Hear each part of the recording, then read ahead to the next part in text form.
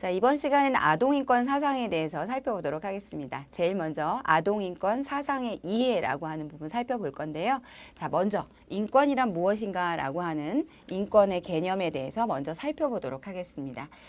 인권, 네, 인간이기 때문에 당연히 향유하는 인간 원래 권리다. 네, 인간이다. 인간. 그래서 권리가 있다라고 하는 거죠. 또 사람으로서 살아가기 위해서 마땅히 누려야 할 자유와 권리 및 국가의 구성원인 시민으로서의 행사해야 할 자유와 권리의 총칭이라고 정의하고 있습니다. 인간이기 때문에 사람으로서 살아가기 위해서 생존과 관련돼 있죠. 생명, 생존, 그렇죠. 마땅히 누려야 할 자유와 권리, 국가의 구성원인 시민으로서 행사해야 할 모든 권리, 이런 것들을 다 총칭한다라고 볼 수가 있습니다. 이것이 무엇이다? 인권이다. 천부적 인권이다라고 하는 얘기를 참 많이 쓰는데요. 천부적, 하늘이 내렸다는 얘기죠. 현대 헌법 국가의 실정 헌법에서의 기본권이다. 그죠? 그래서 이것을 다 문서로 만들어 놨다라고 하는 겁니다. 그래서 우리도 헌법에 천부적이다라는 말이 틀림없이 들어가 있다라는 걸 알 수 있습니다. 근대 자연법 사상의 영향을 받아서 봉건 체제를 거부하고 인간 중심의 시민사회를 건설하고자 한 시민혁명이라고 하는 걸 거치는 과정에서 성립되어진 역사적인 개념입니다. 그냥 얻어진 게 아니라는 거죠.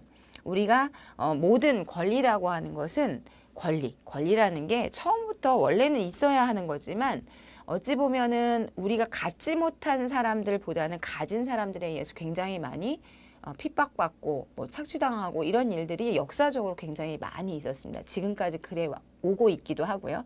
그러다 보니까 여기서 말하는 것처럼 권리를 되찾는다라고 하는 그 의미는 그냥 누가 주는 게 아니라 그것을 찾기 위해서 꾸준히 뭔가 혁명, 여기서 얘기한 것처럼 시민혁명이라든가 이런 혁명을 통해서 뭔가 얻기 위한 노력들이 반드시 있었다라고 하는 걸 알 수가 있다라는 거죠. 그래서 역사적으로 이런 혁명이라는 것이 자꾸 등장을 하게 됩니다.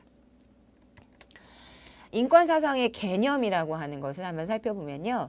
인간의 이해와 밀접한 관련이 있습니다. 인간의 이해. 그래서 인권은 인간에 대한 본질적이고 존재론적인 이해를 필요로 한다라고 볼 수 있습니다.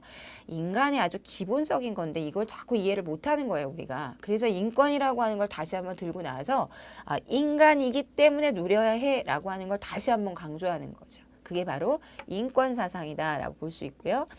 인권이 누구에게나 적용되는 보편적인 권리라는 인식은 인간은 누구나 차별 없이입니다. 차별 없이 누구나 존엄하며 자유롭고 평등한 존재다라고 하는 걸 전제로 하고 있습니다. 자유롭고 평등하다. 누구나다. 누구나 굉장히 중요합니다. 차별 없이 누구나 우리에게 인권이라는 건 필요하다라고 볼 수 있는 거죠.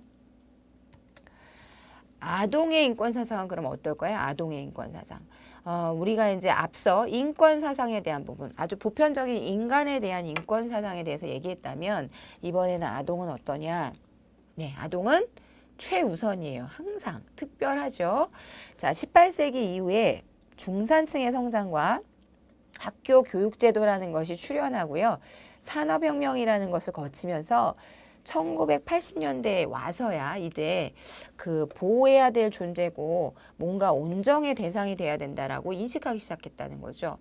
참 아이러니하게도 아동들은 인류가 생기면서부터 아동은 없을 수가 없어요. 그렇죠? 아동이 성장하면서 성인이 됐음에도 불구하고 그 인류의 역사 안에서 아이들을 보호하고 온정의 대상이 되어야 된다라고 인식하기 시작한 것이 이제 겨우겨우 1980년대였다라는 거 놀랍지 않습니까? 그죠? 그때 와서야 겨우 이제 아이에 대해서 생각하기 시작했다. 아동에 대해서 생각하기 시작했다라는 거죠. 페스탈로스라든가 프레벨, 듀이, LK 이런 사람들, 이런 교육 철학자들이나 또 교육 사상가 이런 사람들이 역사적으로 계속 이야기하고 뭔가 이렇게 논란거리를 제시하고 했지만 여전히 역사 안에서 어떤